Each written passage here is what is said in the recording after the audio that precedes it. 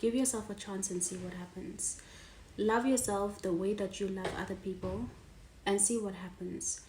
Give to yourself the same attention, the same love, the same respect that you afford other people. Give it to yourself for a change in 2024 and see what happens. I think this is a very good question. Do you even remember how to be yourself? Do you remember what you like?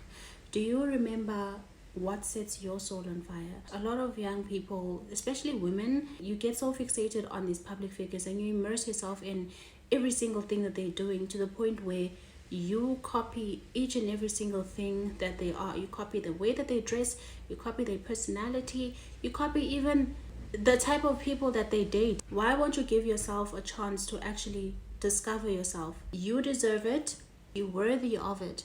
And I think that you have to get to the point where you believe that for yourself. I've been reading about this and trying to see what are some of the things that you can do if you really want to get to know yourself. If you want to reintroduce yourself to the world and present the version of you that is authentic, the version of you that is in tune with every single thing that is at your core. You're not trying to be anybody else. You're not trying to imitate anything that you see, but you're living authentically. And these are some of the things that I came across. So self-reflection is very, very important. You need to sit alone without any distractions and you think to yourself, okay, now that I'm in this phase of my life, what do I value? What do I love doing? What am I passionate about? What brings me joy and fulfillment?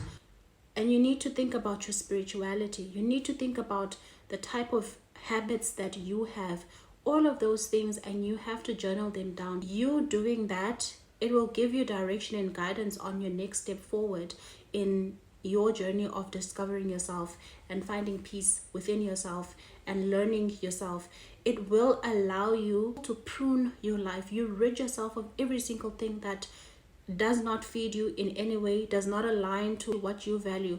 And by writing everything down, you will see, okay, fine, these things are working against me. These things are not allowing me to be the best version of myself. And so that's very, very important. And once you get to doing that, then you need to remember that everything is not a contest. You need to do things at your own pace. What another person is doing, how they are living their lives, what they value, who they love is not or will not be the same for you. You need to understand that you are allowed to be yourself. You're allowed to love things that are different.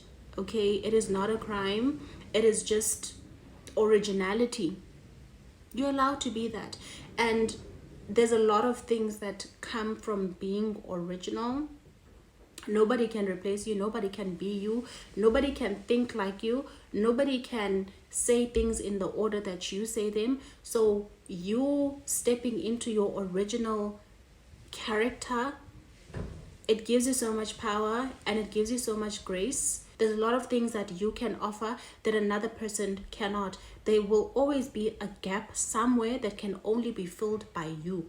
And you need to understand that. But you will not be able to do that if you're constantly imitating other people. It just won't happen, because the people that should be drawn to you, they will be struggling to find you because you are not walking in your true identity. You're not walking in your true self.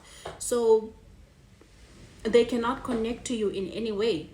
So it's very, very important for you to acknowledge that. Another thing that is very important is that you need to embrace your journey of self-discovery as a lifetime journey. You will not figure yourself out in a couple of days. It won't happen. There's small progress each and every day. Find little things within that journey that you see as positive, that will actually sustain you in your journey. And you need to be compassionate towards yourself. It's your journey.